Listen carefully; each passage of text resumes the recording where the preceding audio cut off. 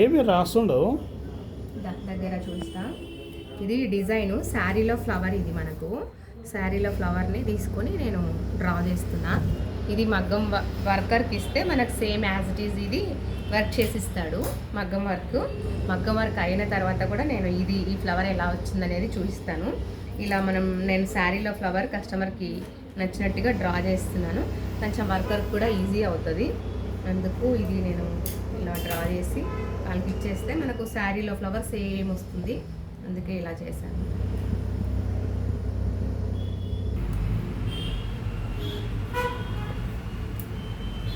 Video कर रहे हैं।